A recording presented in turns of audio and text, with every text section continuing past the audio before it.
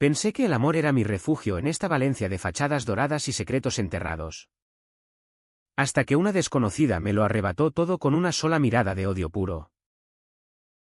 Ella gritó que maricones como tú no merecían ni un centímetro en su mundo, robándome el asiento y el aliento en un tren atestado. Y en ese instante supe que mi silencio de años se rompería, arrastrando a Marcos y a mí al abismo de una verdad que Valencia no estaba lista para oír. Me llamo Jorge. Tengo 32 años. Y vivo en el corazón de Valencia. Esa ciudad que huele a azahar en primavera y a salitre en verano. Pero que para mí siempre ha sido un laberinto de miradas esquivas y sonrisas fingidas. Trabajo como profesor de literatura en un instituto del barrio del Carmen, donde los chavales me miran con esa curiosidad cruda de la adolescencia, preguntándome por qué no llevo anillo en el dedo o por qué mi risa suena un poco más libre que la de los demás. No les digo la verdad. No del todo. Les hablo de Lorca y de cómo el poeta sangró por amar en las sombras. Pero guardo mi propia sangre para las noches en que Marcos y yo nos encontramos en nuestro piso diminuto de la calle baja, con vistas al Turia seco que serpentea como una herida cicatrizada. Marcos es mi ancla, mi tormenta y mi calma. Lo conocí hace 5 años en una manifestación del orgullo. Él con su cartel improvisado que decía el amor no se negocia. Yo con el corazón latiendo al ritmo de los tambores que ahogaban los insultos de los ultraderechistas apostados en las aceras. Es arquitecto. De esos que sueñan con edificios que desafíen la gravedad. Pero en la cama, sus manos me construyen a mí, pedazo a pedazo. ¿Tiene 35? Ojos castaños que se arrugan cuando ríe. Y una cicatriz en la ceja de una pelea de bar en su juventud, cuando un tipo le rompió la botella en la cabeza por besarme en público.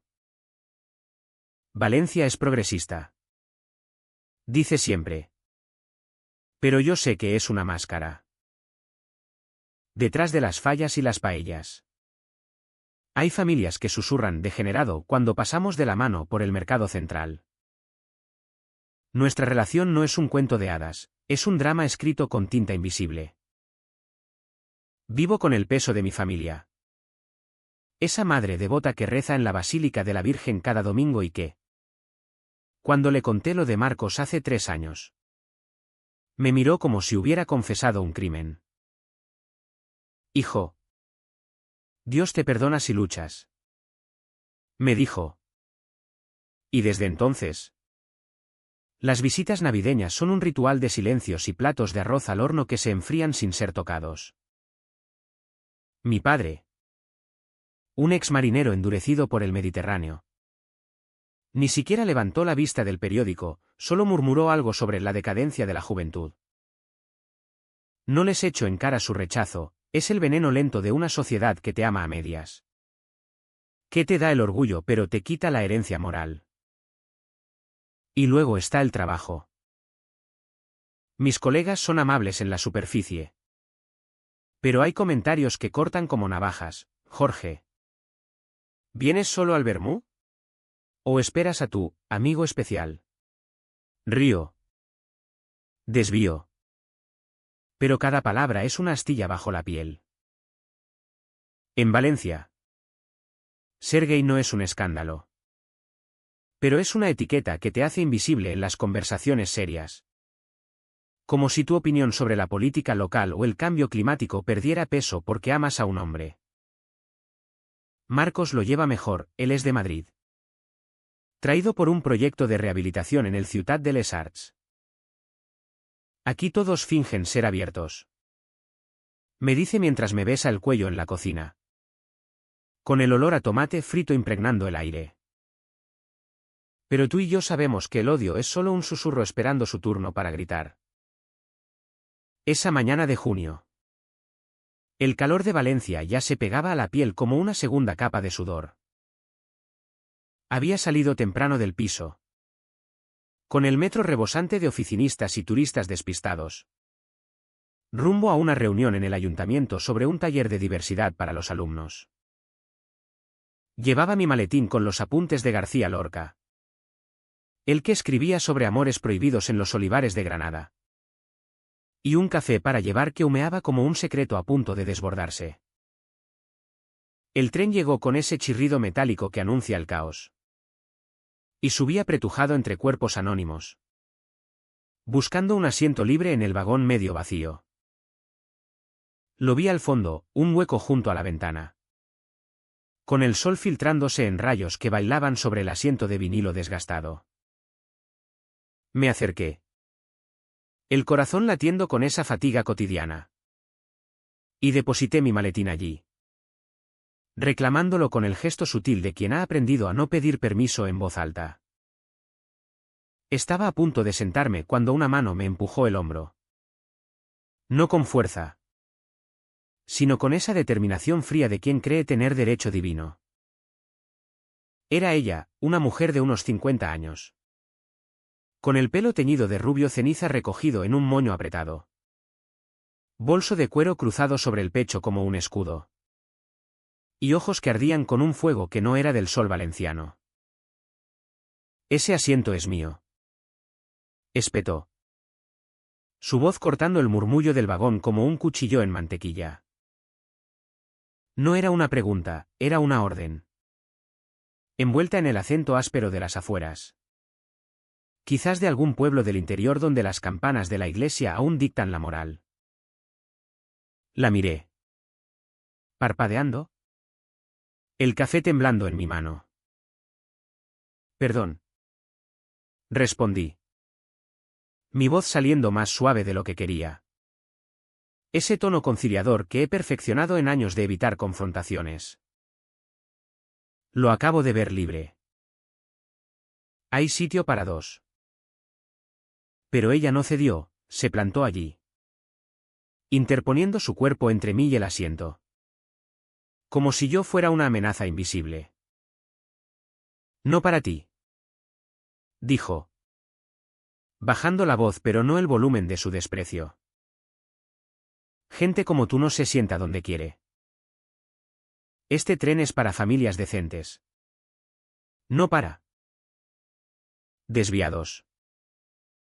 La palabra cayó como un guijarro en un estanque quieto, ondulando el aire alrededor. Desviados. La había oído antes. En bocas de curas en misa o en corrillos de vecinos. Pero nunca tan cruda. Tan expuesta en un vagón público. El silencio se extendió, roto solo por el traqueteo de las vías. Algunos pasajeros miraron. Pero nadie intervino, Valencia entera. Con su fama de hospitalaria. Se convirtió en cómplices mudos. Sentí el rubor subiendo por mi cuello. No de vergüenza, sino de esa rabia contenida que me ha acompañado desde la adolescencia. Cuando mi primer beso con un chico en la playa de la Malvarrosa terminó con un puñetazo de un desconocido. Señora. Por favor. Murmuré, intentando recuperar el asiento. Pero ella lo ocupó de un salto, cruzando las piernas con la satisfacción de una conquistadora. Siéntate en el suelo si tanto lo necesitas. O mejor, quédate de pie. Como los que no pertenecen. Me quedé allí. De pie. El maletín apretado contra el pecho. El café derramándose un poco sobre mi camisa blanca. El vagón siguió su curso hacia el centro, pasando por las torres de la ciudad de las ciencias que brillaban como promesas incumplidas. Pensé en Marcos. En cómo me abrazaría esa noche y me diría déjala. Amor. No vale la pena. Pero algo se rompió en mí entonces. Un hilo invisible que había estado tensándose durante años. No era solo el asiento, era el espacio que me negaban. El aire que respiraba con permiso. Bajé en la estación de Colón. Con las piernas temblando no de fatiga, sino de una furia que bullía bajo la piel. Llamé a Marcos desde el andén. Mi voz quebrada: ven a buscarme. Necesito que me veas entero. Aquella tarde. En nuestro piso. Con las persianas bajadas contra el sol implacable. Le conté todo a Marcos mientras él preparaba una tortilla de patatas que olía a hogar. Se sentó frente a mí en la mesa de madera rayada. Sus manos envolviendo las mías. Pero vi en sus ojos esa sombra familiar, el miedo a que el mundo nos alcanzara de nuevo. Jorge. No dejes que te envenene. Dijo. Pero sus palabras sonaban huecas. Como si él mismo dudara. Hablamos de mudarnos. De dejar Valencia por Barcelona. Donde el orgullo no es solo un mes sino un pulso constante. Pero yo sabía que huir no era la respuesta, era solo posponer el inevitable choque. Los días siguientes fueron un goteo de humillaciones pequeñas. Como gotas que erosionan la piedra. En el instituto. Un alumno me preguntó si era de esos que marchan con banderas arcoíris. Y aunque respondí con una broma, el comentario se clavó. Mi madre llamó esa semana, invitándome a la cena familiar del viernes. Y en su voz había esa súplica velada: ven solo. Hijo. Tú. Amigo puede esperar. Rechacé. Por primera vez sin excusas. Y colgué con el teléfono ardiendo en la mano. Marcos notó el cambio, nuestras noches se volvieron más intensas. Como si el sexo fuera el único lenguaje donde no había mentiras. Pero bajo el placer. Sentía la grieta ensanchándose, el resentimiento hacia una ciudad que me amaba a condición de que me callara. Una semana después. El destino. Ese cabrón caprichoso. Me la puso de nuevo enfrente. Era en el mercado central. Un sábado por la mañana. Cuando el bullicio de las compras y los gritos de los vendedores crean una sinfonía caótica. Estaba comprando naranjas para el zumo que Marcos adora. El sol filtrándose por los techos de hierro forjado.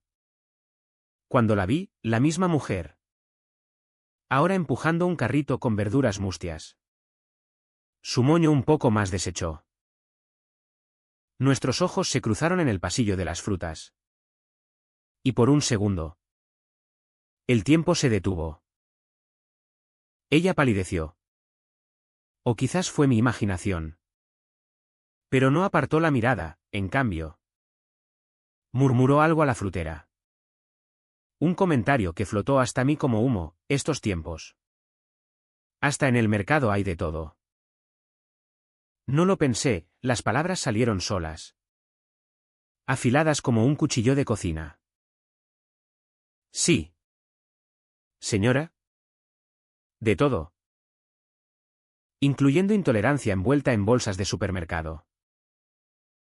La frutera se rió por lo bajo. Pero ella se giró. El carrito chocando contra una pila de cajones. ¿Tú? El del tren. Siseó. Su voz un hilo de veneno. No me hables. Maricón. Vete a tu mundo de perversiones. El mercado entero pareció callar. O tal vez solo lo sentí así. Con el pulso retumbando en mis oídos. Saqué el móvil. Grabando sin que ella lo notara al principio.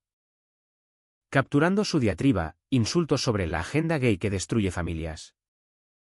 Sobre cómo Valencia se estaba yendo al carajo por culpa de gente como yo. Duró 2 minutos. Eternos. Hasta que un guardia de seguridad intervino. Pidiéndole que se calmara. Salí del mercado con el vídeo en el bolsillo. El corazón acelerado no de miedo, sino de una euforia peligrosa. Se lo mostré a Marcos esa noche. En el balcón con vistas al río seco. mientras compartíamos una cerveza fría. Él lo vio en silencio, su rostro endureciéndose con cada palabra grabada. Subámoslo, dijo finalmente. Su voz grave. Que Valencia vea de qué está hecha. Dudé, sabía lo que vendría después, los trolls en redes. Las llamadas de mi familia. Quizás hasta el despido si el vídeo se viralizaba. Pero en ese momento, con su mano en mi rodilla, sentí que el silencio ya no era una opción. Lo subí a Twitter. Con un caption simple, en Valencia. 2025. Esto no es pasado. Orgullo real Valencia sin odio. El vídeo explotó como una falla mal controlada. Para la medianoche. Tenía miles de vistas. Retweets de activistas locales y hasta un mensaje de la concejala de Igualdad pidiendo mi contacto. Pero también los haters, vuelve a tu agujero. Degenerado. Falsa víctima. Seguro lo provocaste. Mi madre llamó llorando, bórralo. Jorge. Nos estás matando a todos. Colgué sin responder. Marcos me abrazó en la cama. Susurrando, estoy orgulloso de ti. Pero en sus ojos vi el pánico, ¿y si perdíamos el piso? ¿Y si su estudio lo despedía por asociación? El punto de quiebre llegó 2 días después. En una cafetería del centro. Cerca de la Plaza de la Reina. Estaba solo. Tomando un cortado para calmar los nervios. Cuando ella entró. La reconocí al instante, ahora con gafas oscuras. Pero el moño traicionero. Se acercó a mi mesa. El bolso apretado como un arma. Tú. Dijo. Quitándose las gafas. Su voz temblaba. No de rabia. Sino de algo peor, vulnerabilidad. Ese vídeo. Mi marido lo vio. Quiere divorciarse. Dice que soy un monstruo. Me quedé helado. El café amargo en la lengua. Esperaba insultos. No esto. Lo que dijiste en el mercado. ¿En el tren? Era verdad. Pero no lo pensé. ¿Mi hijo? Mi hijo es como tú. El mundo se inclinó. Su hijo. Como yo. La miró. Buscando en mis ojos algo que no podía dar, absolución. Se fue de casa hace un año. No lo culpo. Pero. ¿Por qué no me lo dijo? ¿Por qué yo no vi? Lágrimas rodaron por sus mejillas. Surcando el maquillaje agrietado. Valencia bullía fuera. Con turistas riendo y vendedores ambulantes. Pero allí. En esa mesa pegajosa. Éramos solo 2 almas rotas. No soy un monstruo. Sollozó. Solo tenía miedo. Le tendí un pañuelo. Mi mano temblando. El miedo nos hace monstruos a todos. Respondí. Mi voz ronca. Pero se puede aprender. Llámelo. Dile que lo quieres. Tal como es. ¿Se fue? Tambaleante. Y yo me quedé allí. El corazón un nudo de empatía y rabia. Llamé a Marcos. Contándoselo todo. Y por primera vez. Sentí que el peso se aligeraba. No era victoria, era comprensión. Esa dura lección que el odio nos enseña a todos. Los meses siguientes fueron un torbellino de cambios sutiles. Como el viento que arrastra las hojas secas por el Turia. El vídeo no solo se viralizó en Valencia, llegó a los medios nacionales. Con entrevistas en Levante EMV donde hablé no de venganza, sino de la necesidad de que las familias valencianas miraran bajo sus alfombras. Mi madre, después de semanas de silencio, apareció en la puerta un domingo por la mañana, con una bandeja de buñuelos caseros y los ojos hinchados. Perdóname, hijo, dijo, abrazándome por primera vez sin reservas. Tu padre. Él también lo siente. Pero no sabe decirlo. No fue un final feliz de película, fue real. Con lágrimas saladas y promesas frágiles. Pero Marcos y yo cenamos con ellos esa noche. Las manos entrelazadas bajo la mesa. El arroz al horno caliente por fin. En el instituto. Las cosas mejoraron a medias, algunos colegas me felicitaron. Otros evitaron el tema. Pero mis alumnos empezaron a abrirse, contándome sus propios secretos en confidencia. Profe, ¿tú también has tenido miedo? Me preguntó uno. Un chico de 16 con el pelo teñido de azul. Todos lo tenemos. Respondí. Pero el miedo pasa cuando decides caminar de la mano. La mujer del tren la llamaré Elena. Porque me lo contó en una carta anónima, me escribió semanas después. Su hijo había vuelto. No del todo perdonado. Pero con conversaciones que duraban hasta el amanecer. Gracias por no romperme más. Decía. Aprendí que el asiento que robé no era solo madera, era tu dignidad. No respondí, no hacía falta. Valencia siguió su curso. Con sus fallas quemándose en marzo y sus playas llenas en julio. Pero yo caminé más erguido. Con Marcos a mi lado. Sabiendo que el odio no desaparece. Pero se puede enfrentar. Hoy. Un año después. Miro por la ventana de nuestro nuevo piso en Ruzafa. Con vistas a un patio lleno de bugambillas trepadoras. Marcos duerme a mi lado. Su respiración rítmica como las olas del Mediterráneo. No somos héroes, somos supervivientes. Con cicatrices que cuentan historias. Y en las noches quietas. Me pregunto, ¿cuántos asientos más robaremos del odio? ¿Solo para sentarnos libres? El OOC y la introducción ocupan el inicio. La Vica CHAM se desarrolla en las humillaciones diarias. Extendiéndose con escenas en el trabajo. Familia y con Marcos. Explorando el resentimiento interno de Jorge. Su miedo a perderlo todo.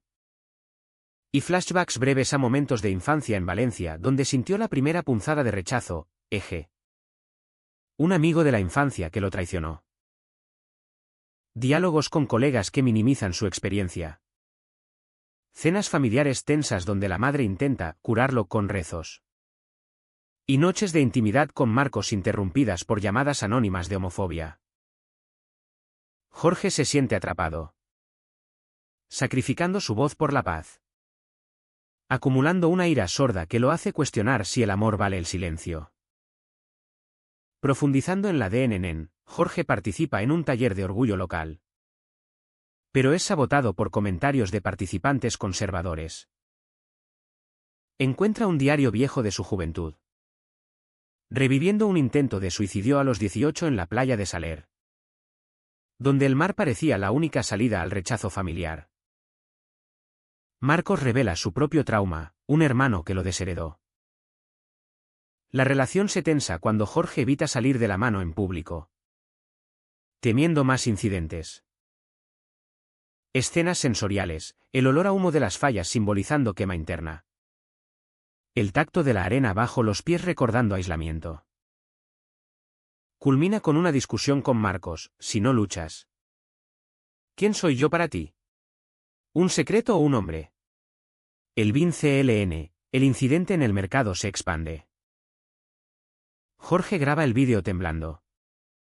El corazón latiendo con pánico real. Al subirlo, recibe amenazas online. Un alumno lo acosa sutilmente. Llama a su madre. Quien lo culpa, has avergonzado a la familia. Marcos lo apoya. Pero duda por su carrera. Jorge toca fondo esa noche, solo en el balcón. Bebiendo vino tinto hasta el amanecer. Sintiendo el vacío como un abismo. Reflexión profunda, el odio no es solo palabras, es el espejo que te devuelve un yo fragmentado. Donde el amor se siente como una deuda impagable. Silencio post-crisis, no duerme. Vaga por Valencia de noche. Tocando las paredes de la catedral como buscando absolución. Hacia el clímax, el vídeo viraliza. Atrayendo apoyo pero también un acoso físico, un grafiti en su puerta, maricón fuera. Jorge confronta a un vecino homófobo en una reunión de comunidad. Marcos propone matrimonio. Pero Jorge lo rechaza por miedo, no quiero casarme en una ciudad que nos tolera como a turistas. Escenas de tensión erótica, sexo interrumpido por paranoia. Jorge investiga a Elena, la mujer. Descubriendo su historia en redes, un hijo gay que huyó. Esto humaniza el odio. Pero aviva su rabia. Culmina en una manifestación donde Jorge habla por primera vez públicamente. Voz quebrada, no robé nada, solo pedí mi lugar. Clímax, el encuentro en la cafetería se extiende a un diálogo crudo. Elena confiesa detalles, su hijo se suicidó años atrás por bullying homófobo. Y su rabia era proyección. Jorge, en shock. Alterna entre compasión y furia, tu dolor no justifica el mío. Ella suplica perdón, él la obliga a llamar a su hijo vivo. Grabándolo como redención. Marcos llega. Testigo. Y por primera vez. Los tres comparten un silencio compartido. Jorge grita internamente, basta de sacrificios. Quiero mi asiento. Mi amor. Mi vida. No hay violencia, solo lágrimas y un abrazo inesperado con Elena. Rompiendo el ciclo. Ukao Trao y Kate, cambios graduales, familia de Jorge asiste a terapia. Madre marcha en orgullo. Elena se une a un grupo de padres de hijos LGBT. Jorge y Marcos se casan en una ceremonia íntima en la playa de la Malvarrosa. Con el mar como testigo. Reflexiones, la curación no es lineal, es como el Turia. Seco en verano pero lleno de promesas. De AM, Jorge enseña a sus alumnos sobre empatía. Terminando con una imagen cotidiana, caminando de la mano por el mercado central. Sintiendo el sol en la piel. Y una pregunta, ¿y si el verdadero robo fue el silencio que nos impusimos? Valencia. Nos devolverás lo nuestro. Fadao con una risa compartida. El azahar flotando en el aire.